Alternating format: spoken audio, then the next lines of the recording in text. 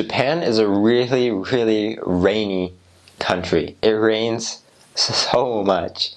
I remember one time in my last area, I think this was last August, there was a period of 3 weeks where it rained hard every single day without fail. Like, it wasn't 1 week and then like 1 day break and then it rained again for a week. It was 3 weeks in a row, every day where it rained. And as a missionary in Japan, you don't have a car. You just have to bike everywhere.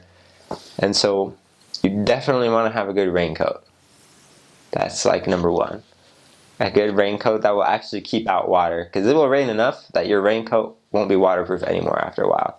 So you probably want to have some waterproofing spray as well, just to make sure, keep the slickness on your coat. And yeah, definitely want to be careful biking in the rain too. It's pretty deadly out there. I've slipped several times on curbs and other things in the rain that have gotten me hurt pretty bad. So you have to go slow. It's pretty hot and pretty humid. Probably a little bit hotter than Southern California. I'm from Arizona, so like nothing's really hot to me anymore, if it's not in Arizona. It wasn't too hot, but in Celsius sometimes it would get up to 35 to like 38 degrees. So that's in Fahrenheit, 90 to 100 sometimes, maybe, in that range. So it can be fairly hot, but like it'll be hot and then it'll just rain again. So it will cool down fast. And in the winter it's also cold. Not usually cold enough to snow, but super humid cold, and so it bites you to the core. And so you're gonna want like super nice gloves, because if you're biking in Japan, the thing that gets really cold on you is your hands. Because your hands are just out there like this, just holding the bike, just taking the wind at full force. And that humid wind will freeze your hands. So you definitely want like warm gloves, scarves, and all of that. One of my companions was from Canada, somewhere in Alberta, really cold place, and he actually got frostbite in Japan, where it's not as cold as Canada. It's not cold enough to get frostbite. I was like, dude, how do you get frostbite in Japan when you're from Canada? And it was because he wasn't wearing like thick enough socks or shoes, and it got wet in the rain, and it was also really cold.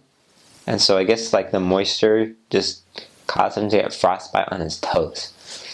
It wasn't that cold. I was fine, and I'm from Arizona, but I thought it was pretty funny that this Canadian guy would be whining about his frostbite in Japan, which is like a really hot, humid country. There's typhoons in summer that can be pretty scary.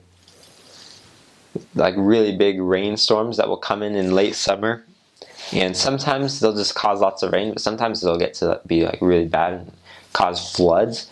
In my second area, this is actually on my birthday, one Sunday, my companion and I biked to the church, and we got there early, and it started to rain really, really hard, and all the streets just started to flood, and we had to like close the church doors and shut them tight so that the rainwater wouldn't come in to the church. And it just kept flooding all day, all throughout church, and it was raining so hard that they actually canceled church. And so the people who were already there just kind of had sacrament meeting, and we just went along with it. But the rest of the members, probably half of them, didn't even come because the weather was so bad. It just kept flooding. The storm didn't stop. It just kept flooding more and more and more until we actually had to evacuate to higher ground up in the mountains, because the river that is responsible for getting all of the typhoon water out of the city into the ocean was so high that it was flowing out of it. And it wasn't just like a normal river. It was a canal that they had dug for the purpose of like flowing out the typhoon water, and even that was full to the max, and it was coming out. And so it's like the lower part of the city was flooded, and everyone was freaking out, and it was just a mess.